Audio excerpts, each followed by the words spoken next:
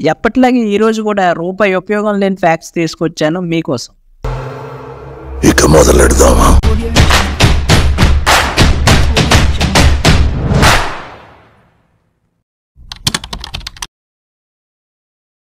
మన భూమి మీద వర్షం అనేది వాటర్లో పడుతుంది కదా, అదే వేరే ప్లానెట్స్ మీద వర్షం అనేది ఎలా పడుతుంది అన్నది తెలుసుకుందామా? వేనస్ ప్లానెట్ మీద సల్ఫ్యూరిక్ యాసిడ్లో వర్షం పడుతుందంట. అలాగే టైటాన్ ప్లానెట్ మీద మీథేన్లో పడుతుందంట. నెప్ట్యూన్ గ్రహం మీద డైమండ్స్లో వర్షం కురుస్తుందంట. అలాగే HD 189733b అనే గ్రహం మీద వర్షం అనేది గ్లాస్ రూపంలో పడుతుందంట. అండ్ ఫైనల్గా OGLG అనే ప్లానెట్ మీద వర్షం అనేది లిక్విడ్ ఐరన్ రూపంలో పడుతుందంట. మీరు ఎప్పుడైనా మీ వెహికల్తో రోడ్ మీద వెళ్ళేటప్పుడు అనుకోకుండా యాక్సిడెంట్ జరిగితే అవతల వాళ్ళకి మీరు అసలు సారీ చెప్పకూడదంట. ఎందుకంటే ఒకవేళ అతను కోర్టులో కేసు వేస్తే మీరు చెప్పిన సారీ అనే మాటని అవతల వాడు ఎలా వాడుకుంటారు అంటే, మీరు రాంగ్ రూట్లో వచ్చి గుద్దడం వల్లనే మీరు గిల్టీగా ఫీల్ అయ్యి నాకు సారీ చెప్పారని కోర్టులో నిరూపించగలడంట. అందుకనే ఏదైనా మాట్లాడి కానీ సారీ మాత్రం చెప్పదు, ఒకవేళ మీరు గుద్దేసినా సరే.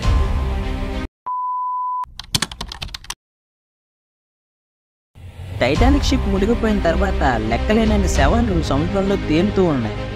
బట్ వాటిని అంటే ఆ శవాలను కలెక్ట్ చేసే వాళ్ళు మాత్రం ఓన్లీ ఫస్ట్ క్లాస్ అంటే బాగా బలిసిన వాళ్ళ ఫొటోస్ని తీసుకెళ్ళి వాళ్ళ డెడ్ బాడీస్ని మాత్రమే ప్రిజర్వ్ చేశారంట. మిగతా వాళ్ళ డెడ్ బాడీస్ అన్ని సముద్రంలో వదిలేశారు. వాళ్ళు ఎందుకు ఇలా చేశారని అడిగితే ఫస్ట్ క్లాస్లో ఉండే వాళ్ళ పేర్ల మీద ఆస్తులు ఉన్నాయని వాళ్ళు చెప్పారు. అందుకే ఫస్ట్ క్లాస్ వాళ్ళ బాడీస్ని మాత్రమే మేము కలెక్ట్ చేసామని చెప్పారు. 2009 నవంబర్ 28న ఒక సూపర్ మార్కెట్కి వెళ్ళిన ఈ అబ్బాయి అనుకోకుండా 12 అడుగుల రీఫ్రిజిరేటర్ వెనక తల్లకిందులుగా పడిపోయాడు. అతను కాపాడండి అని అరుస్తున్నప్పటికీ అక్కడ ఉండే మిషన్ సౌండ్స్ వల్ల అతని అరుపులనేవి బయటికి అస్సలు వినిపించలేదు. అలా పడిపోయిన అబ్బాయి కొన్ని రోజులకి అలానే ఉండి చనిపోయాడు కూడా. ఇలా 10 ఇయర్స్ గడిచిపోయి 7 ఇయర్స్ పాటు ఆ సూపర్ మార్కెట్ రన్ చేసినప్పటికీ 3 ఇయర్స్ పాటు క్లోజ్ చేసి ఉంచారు. మళ్ళీ తర్వాత 2019 జూలై 22న ఓపెన్ చేశారు రెనోవేషన్ కోసం. అలా క్లీన్ చేసే ప్రాసెస్లోనే అక్కడ ఉండే రీఫ్రిజిరేటర్ను కూడా తీశారు. అలా తీసేసరికి వెనక స్కెలిటన్ సిస్టమ్ ఉండేది గమనించారు. ఇలా చూసిన వెంటనే పోలీస్ డిపార్ట్మెంట్కి ఇన్ఫామ్ చేయగా వాళ్ళు వచ్చి DNA టెస్ట్ అండ్ క్లాత్స్ని గుర్తించి అక్కడ ఉండే అబ్బాయి 10 ఏళ్ల క్రితం తప్పిపోయిన అబ్బాయిని కన్ఫర్మ్ చేశారు.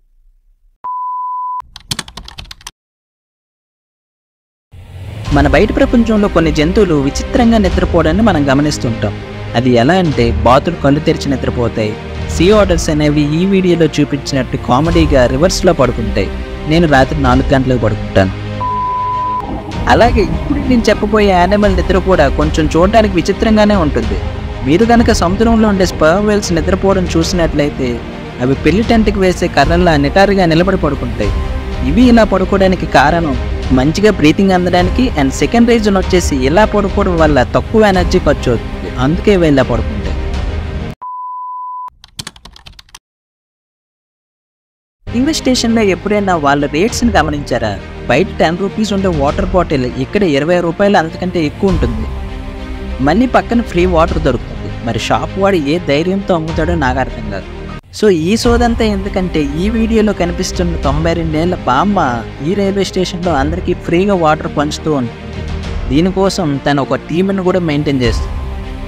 ఎందుకు ఇలా చేస్తున్నామని ఈ బామ్మని అడిగితే ఎవరైనా వాటర్ కోసం ట్రైన్ దిగి ఆ ట్రైన్ మిస్ అయిపోతే వాళ్ళ ఫ్యామిలీకి దూరం అయిపోతారు, అలా జరగకూడదని చెప్పేసి తను ఫ్రీగా వాటర్ పంచుతుంది ట్రైన్లో ఉన్న వాళ్ళకి.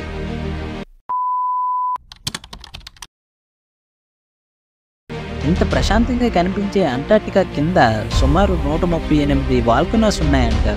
అదృష్టశాత్తు అవి అంత యాక్టివ్గా లేవు, అంటే పేలడానికి రెడీగా లేవు, కానీ పేలే కెపాసిటీ వాటికుందంట. సో ఏ క్షణమైనా పేలొచ్చు. 138 వాల్కనోస్ ఒక్కసారి పేలితే ఎలా ఉంటుంది అన్నది నీ ఇమాజినేషన్కి వదిలేస్తున్నా. మాథ్యూ అనే నేమ్ ఉన్న ఇతన్ని ఎప్పుడు చూసినా మత్తుగా ఉంటాడంట.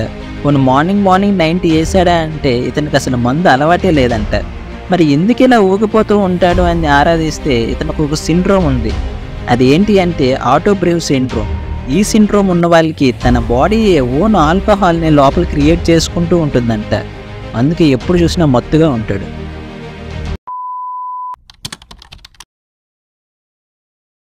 ప్రపంచంలోనే అసలు ఏమీ పేయకుండా ఎదగడం ఎలా అనేది ఇప్పుడు నేను చెప్పబోయే అబ్బాయి నిరూపించాడు. ఇతన్ని అందరూ సింపుల్గా డూయింగ్ నథింగ్ మ్యాన్ అని పిలుస్తారు. ఇంక విషయానికి వస్తే సోజీ మొరిమోటో అనే ఇతను 1983లో జపాన్లోని టోక్యో సిటీలో పుట్టాడు. ఇతను ఒక పబ్లిషింగ్ కంపెనీలో వర్కర్గా పనిచేసేవాడు. లాక్డౌన్ టైంలో ఇతని ఆర్థిక పరిస్థితి బాగోకపోవడం వల్ల ఏం చేయాలో తెలియక ఇతనే ఆన్లైన్లో రెంట్గా పెట్టేసుకున్నాడు. సో ఎవరైనా ఇతన్ని బుక్ చేసుకోవాలనుకుంటే అంటే రెంట్కి తీసుకోవాలి అనుకుంటే అని చెప్తుంది. సో ఇతన్ని ఎవరైనా రెంట్కి తీసుకుంటే ఇతను వాళ్ళకి కంపెనీ ఇస్తూ వాళ్ళు ఏం మాట్లాడినా వింటూ వాళ్ళు చెప్పిన పనులన్నీ చేస్తూ ఉంటాడు. సో ఇతన్ని ఒక్కసారి బుక్ చేసుకోవడానికి సుమారు 10,000 యాన్స్ పెట్టాలంట. అంటే మన ఇండియన్ కరెన్సీలో 5,637 రూపాయలు అరవైనా ఉంటుంది. చాలు ఈ రోజుకి 10 ఫ్యాక్ట్స్. 9 చెప్పవరా స్వామి? మొత్తం 10 ఫ్యాక్ట్స్ రా బాబు. కావాలంటే ఫ్యాక్ట్స్ లెక్కెట్టుకోరా, 9 ఉంటాయి. చెప్పింది నాకు తెలీదా? వింటున్నా, నాకు తెలీదా? నేను ఒప్పుకోను, నువ్వు అన్ని దొంగ లెక్కలు చెప్తున్నావు. నేను తిన్నాను.